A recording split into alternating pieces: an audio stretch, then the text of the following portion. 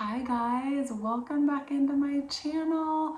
It's been a while since I've actually been in a video and I wanted to reconnect with everyone before 2025 begins. It's been such a pleasure. Thank you for those of you who've been with me on this path for a while, and for newcomers, welcome. It's wonderful to have you and to see all of you. I hope you're doing so very well. It means so much to me to have this space to share and to grow and to create community. So I wanted to just really open up and do something that I haven't really done before on the channel, which is just express about my own path this year. And I will be the first to say 2024 really rocked me. It was a year that I think I will look back on and wonder how I sort of made it through. There was definitely more grit and resilience required. It felt like I was at an all-time high of being pulled in so many different directions, and it's really not a space that I feel comfortable nor aspire to be in. But I think it's a pretty big reminder that there are going to be passages in our lives where we are just in a state of discomfort and, feeling uncomfortable and having to undergo experiences and to really dig deep in ways that you might not have had to before. You just have to continue on until the energy shifts, because as we know, it really does. But it felt like the stakes were higher this year. But I will give a nod to 2024 and say that it really also helped me to find ways to nurture my own self and my soul on a really basic level as best that I can without having as many resources at my disposal. Just a little less discretionary income to sort of do all of the healing techniques and experiences that I traditionally like to undergo each year. But anyway, I wanted to just dive into the video and give you a couple snippets around what it was this year that made it difficult. And I hope that you guys will share also in the comments below about your experiences, because I know I'm not alone. So here we go. The first thing that I will mention, number one, is when we're in an experience that feels really hard and sometimes painful, I had to remind myself daily, like, this is temporary. And it really is a good way for us to earmark life. Everything that we do is temporary, and life experiences are temporary, and life itself is temporary. So a phase or a season, or maybe what felt like a really difficult year, it's important that we know it's not going to always be this way, and we have to remain hopeful, right? I mean, I'm a pillar of hope on here, and that is my goal and part of my life purpose, to also share my light and to ignite other people's light. This year, I had to do that on such a granular level each day to continue to get out of bed and to show up as the person that I know that I am and who I authentically want to walk in the world as, even having a little bit less stamina because I was feeling a little beaten down by my circumstances. My grandma always used to say, "This too shall pass, dear." And it's so true that if anybody's seeing this right now and feeling a certain way, just know that it will pass.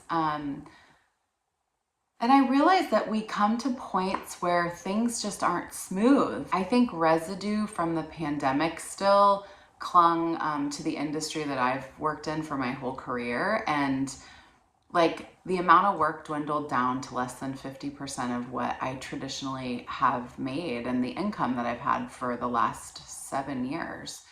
And it was really kind of scary. And as we know, fear and love cannot coexist. Like, we can't cultivate and create abundance and the life that we want if we are feeling in a place of lack or fear. So they can't coexist.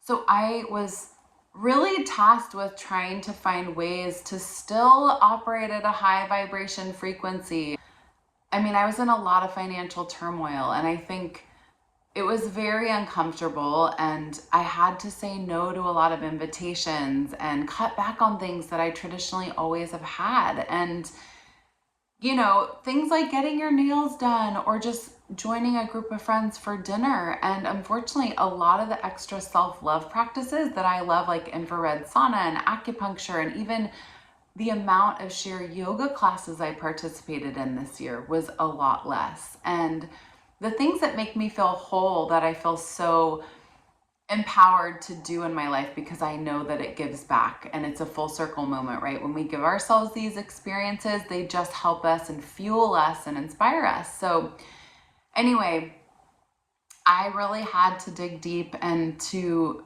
continue to remind myself that I had to operate at a high vibration and still feel abundant, even in times of what felt like lack. Which leads me to number 2, and this is a big one, you guys. I found really creative ways to nurture my soul in ways that I haven't in the past.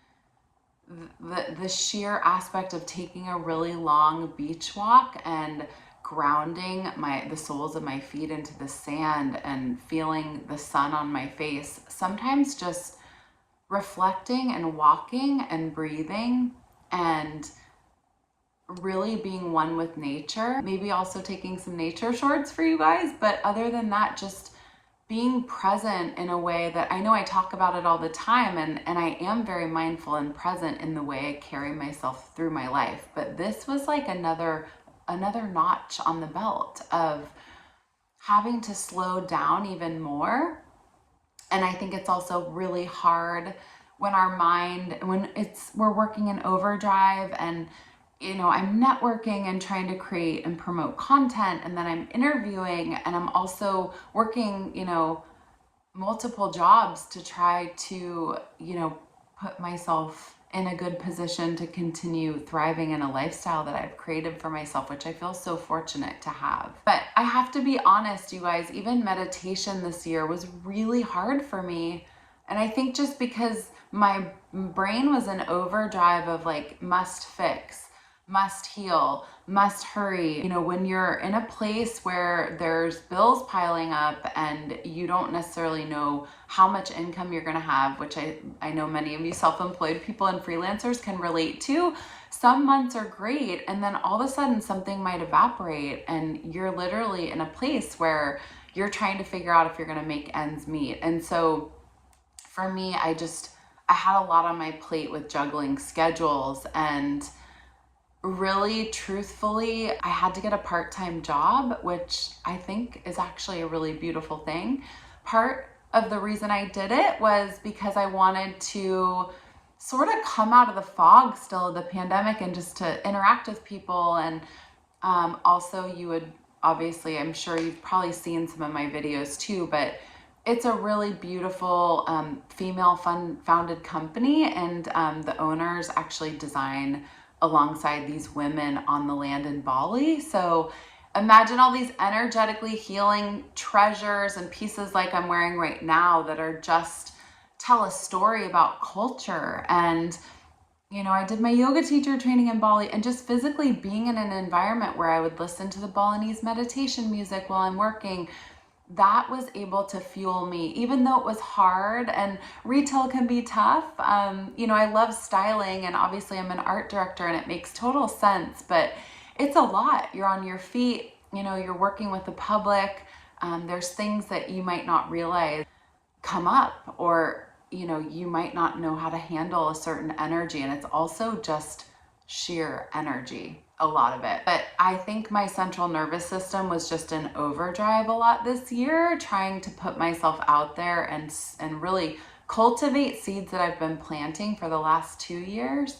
And in a way, I felt like I had to sort of remove myself from the hustle and bustle and, you know, the reaching out to former colleagues, or like the stressful sort of press go moments where you feel like you have to be a producer, and like really the production of your life becomes a project that you sort of base every day off of, and you're trying so hard to like make progress. And I mean, I know I'll be the first to say, oftentimes our progress comes in forms we can't even put into words, because we may have to take a couple steps back, but then all of a sudden, wow, something changes and you've taken a step forward. But I sort of took myself out of the rat race in a sense and just gave myself a little bit of grace and a break. And I got into the flow of this new dynamic of, being on photo shoot sets a little bit less, working a part-time job, and then trying to really take care of myself as best I possibly could. A lot of things too required me to sort of remove myself. And so, I didn't spend any time on Instagram this last year. I just felt like I couldn't handle it. And, there was a lot of sadness and political stuff and things that I think, on top of what I was already experiencing, were just too much for my central nervous system to handle.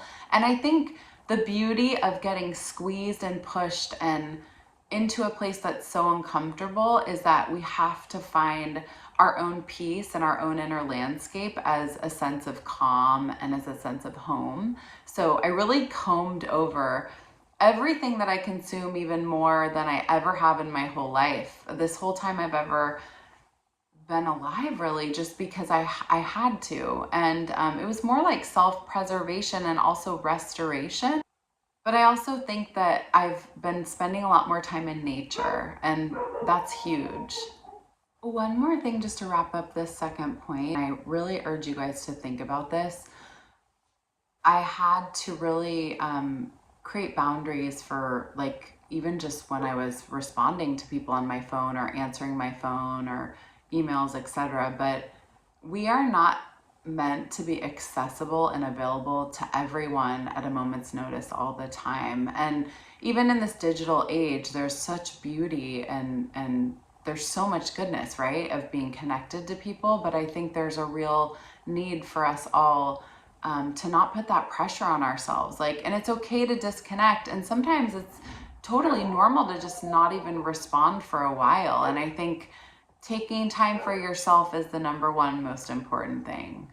Number 3, this is a really big one, you guys. And I think I've talked about it probably in videos past, but I am not good at accepting help. I am super Miss Independent. I'm self-employed.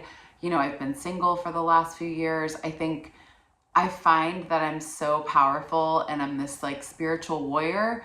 But this year I had to be vulnerable and let my guard down and accept help in all various forms. And help is something that I think we often can look at as a sign of weakness, or that we're not doing good enough, or we're not moving in the right direction, or why do we need help? And I actually felt that it cracked open a really great emotional side and connection with my relationships to just be honest when I really was struggling and I needed something.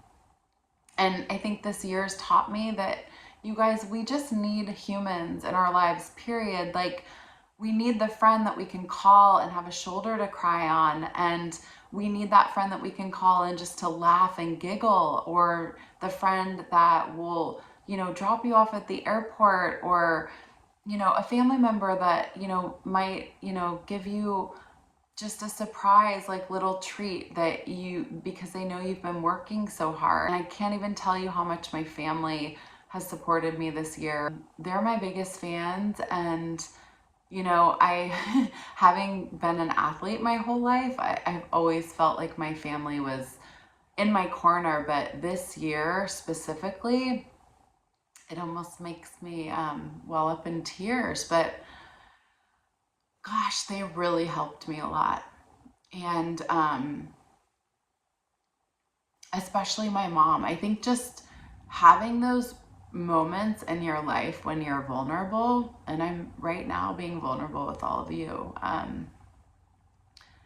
it really creates a more authentic version of ourselves, because we're chipping away at the parts of ourselves that maybe needed to be refined. And having someone else to pick you up when you're down is so important. I didn't have a lot to give this year to like a lot of other acquaintances or, you know, colleagues. I think, you know, you go through life and there's certain periods where things are just like running on autopilot, and you can kind of, you know, bring your coworker coffee just for fun and like doing the things that I love to do. And I feel like this year was really like methodical business taxes and just having a lot of those lessons of how we have to show up and we have to actually be really diligent and disciplined. And that was something that I experienced a lot this year. But man, did I learn a big lesson about help. Because you guys, the more vulnerable that we are, the more stronger we become. And the more we also are real, and people trust you when they realize that you're being honest. Like, we're all humans, and we're spiritual beings having a human experience, but there's always things that we're gonna need. And when we allow others to touch our hearts, it's just like the best feeling we could ever imagine, that unconditional love and help from our tribe. The fourth lesson that I experienced this year was just being purely humbled.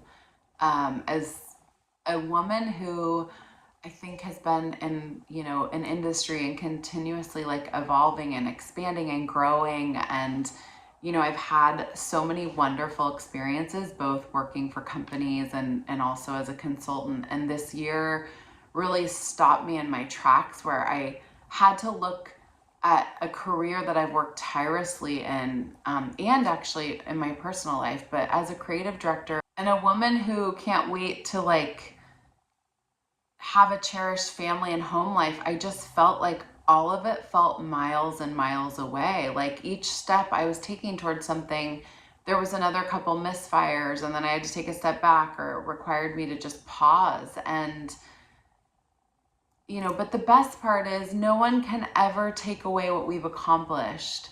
There's going to be these moments like this humbling year that I've had where, you know, no one can strip away like the experiences that I've had, and the teams that I've built, and the products that I've worked on, and the styling and the creative, and looking at all the beautiful things that I've done and that I will continue to do. And I think in just one year, we can't let that overshadow like a dark cloud of everything else that's still surrounding it, that creates the person that we are, and also how we move through the struggles and the obstacles to become the next version of ourselves.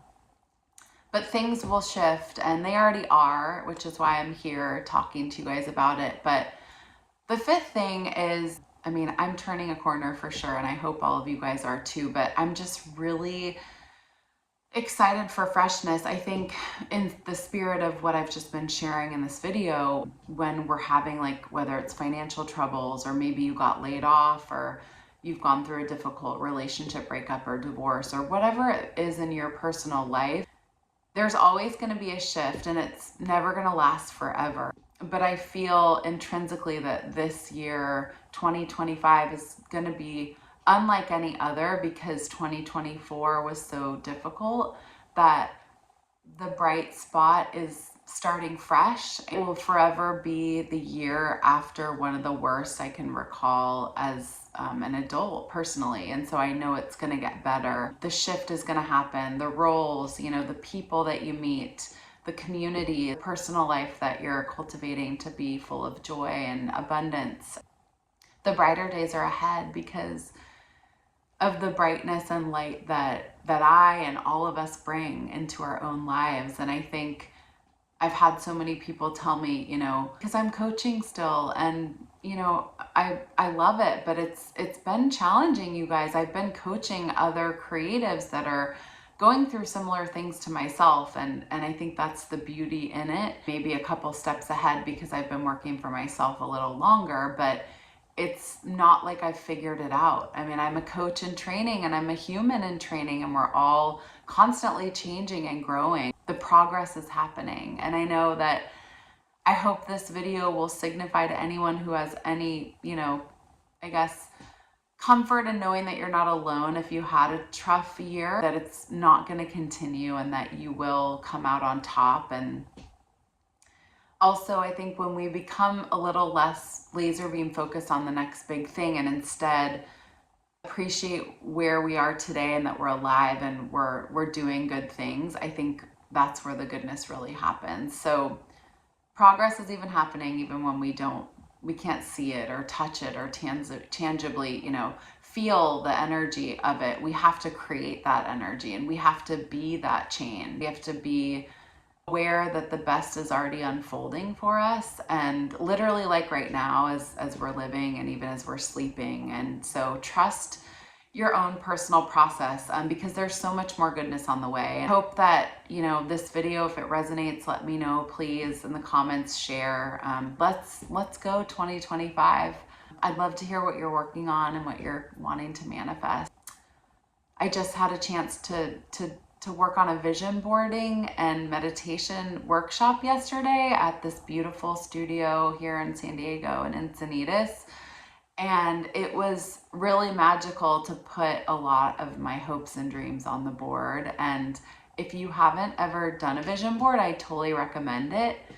It just helps you to gain clarity on what it is that you're trying to bring into your life. As we know, like the more clarity that we have, the more momentum and heart space that we can provide to it, and then we attract it even sooner. So anyway, I'm sending you, as always, all of my love and light, and I will see you very soon for another video. I hope that you have a wonderful holiday. Take care.